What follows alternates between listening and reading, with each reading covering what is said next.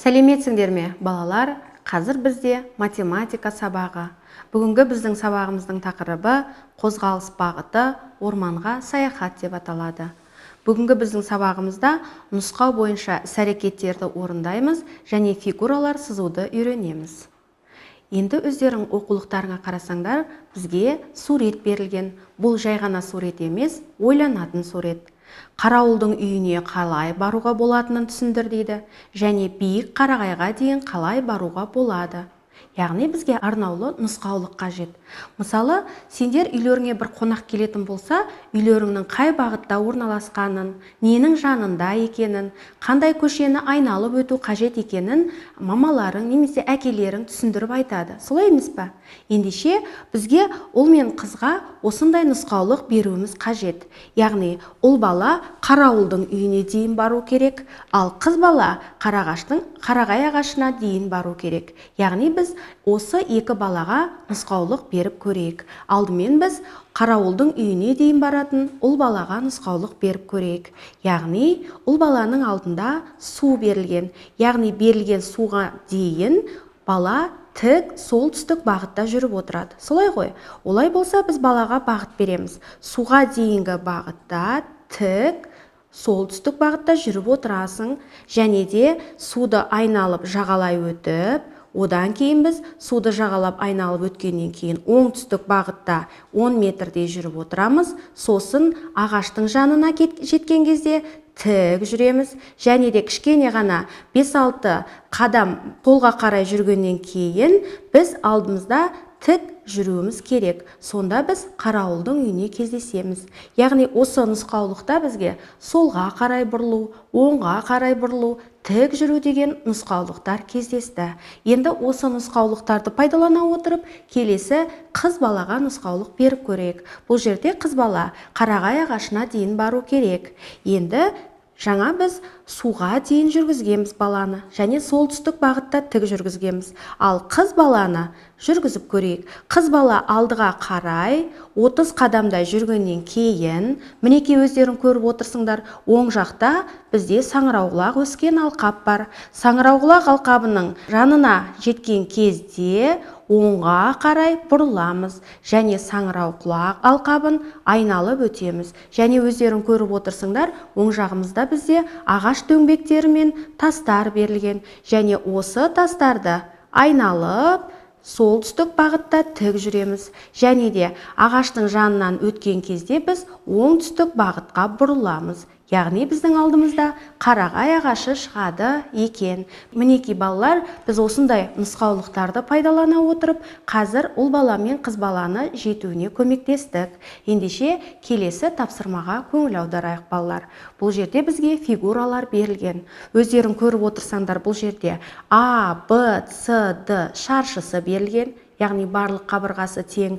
Келесі А, Б, С, Д тік төрт бұрышы берілген, және де Л, М, Н үш бұрышы берілген, және де көп бұрыш берілген. Көп бұрыштың әрбір қабырғасы латын әріптерімен белгіленген екен. Ендеше біз алдымен бірінші шаршыны өлшеп периметрін табайық. Өздеріңнің қолдарында сендердің сызғыштарың бар. Сол сызғышты пайдалана отырып, шаршының қабырғасын өлшеп көрейік. Әрине бұл жерде шаршының қабырғасы 3 сантиметр екеніне көз жеткізуге болады. Ендеше бір қабырғасы 3 сантиметр болса, барлық қабырғасы 3 сантиметрге тең деген сөз. Енді осы біз шаршының периметрін тауып көрейік. Яғни 3 сантиметрді бір-біріне 4 рет қосу арқылы біз шаршының периметрін табамыз. Мінеки, біз 4 қабырғасын қостық, яғни 3 санын 4 рет бір-біріне қосқан кезде 12 сантиметр шықты. Яғни бұл 12 сантиметр шаршының периметрі деген сөз. Келесі тік төрт бұрышқа қарайық. Бұл тік төрт бұрыштың ерекше қасиеті қарама қарсы жатқан қабырғалары тең екен. Яғни БЦ қабырғасы мен АД қабырғасы тең, АБ қабырғасы мен СД қабырғасы тең. Олай болса, бірінші АБ қабырғасын өлшеп көрсек, бұл жерде АБ қабырғасы 2 сантиметрге тең. Демек, СД қабырғасы да 2 сантиметр сантиметрге тең.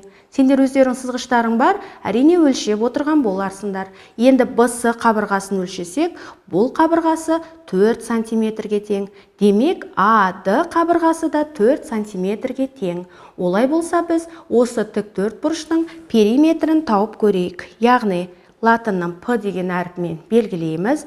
P тең 4 сантиметр, яғни екі қабырғасын бір-біріне қосайық. 2 сантиметр және оны 2-ге көбейтеміз. 4 пен 2-ның қосындысы 6 сантиметр.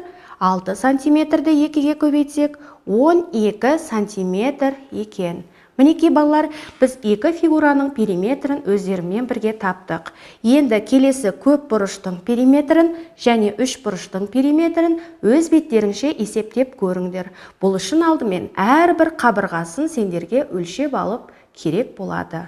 Олай болса, осы тапсырманы аяқтауды өздеріңе тапсырамын. Біз енді келесі тапсырмаға көшейік. Бұл жерде орман жануарының суреті берілген. Енді бізге қадамдарды бастап көрсетіпті. Яғни бұл жерде әрбір қадамды біз торкөз арқылы санаймыз. Өздерің көріп отырсыңдар, міне біздің орман жануарының суреті мына нүктеден басталған. Мен нүктені белгілеп қойдым. Енді өздерің көріп отырғандай, екі қадам, яғни екі клетка оң жаққа қарай бұрылдық. Солай емес па? Екі клетка жүрдік. Енді келесі бір клетка жоғары қарай көтерілдік. Мінекей біз нұсқаулық бойынша жүріп отырмыз. Енді екі клетка оң жаққа қарай сызамыз. Келесі бір клетка жоғары сызамыз. Келесі бір клетка оң жаққа қарай жүріп отырдық. Міне келесі клеткамыз бір клетка төменге берілген. Енді келесі 8 клетка оң жаққа қарай берілген. Мінекей өздерің көріп отырсыңдар, біз 8 клетка оң жаққа бұрылдық. Келесі бір клетканы біз төменге бұрдық. Мінекей көріп отырсыңдар, біз нұсқаулықпен тура келе жатырмыз. Енді бір клетканы оң жаққа қарай бұрдық. Енді келесі бір клетка төменге бұрылады. Мінекей келесі бір клетканы оң жаққа қарай бұрдық. Келесі екі клетка төменге қарай бұрдық. Мінекей.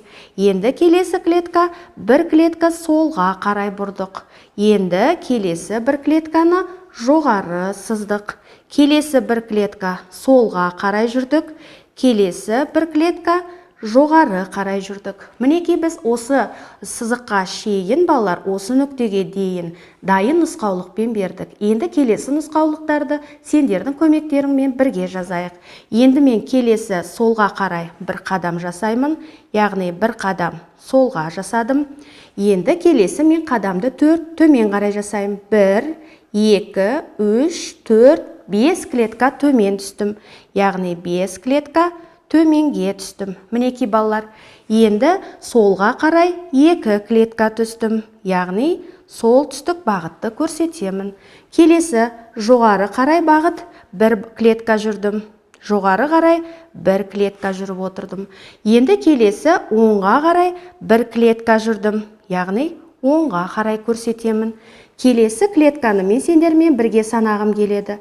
3 клетка жоғары көтерілдім. Яғни бағытты жоғары қарай көрсетемін. Енді көріп отырсаңдар балалар, клетканы санайық. 1, 2, 3, 4, 5 клетка солға қарай көтерілдім.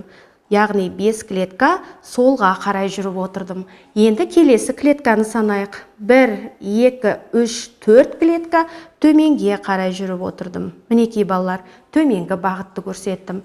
Келесі 2 клетка солға қарай, яғни бағытын дұрыс көрсетуді ұмытпайық. Келесі біз клеткамен жоғары көтерілдік. Яғни 1 клетка жоғары көтерілдік. Енді 1 клетка оңға қарай көтерілдік. Яғни оңға қарай бағытты көрсетемін.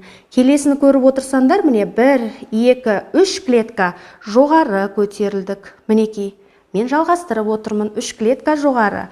Енді 2 клетка солға қарай.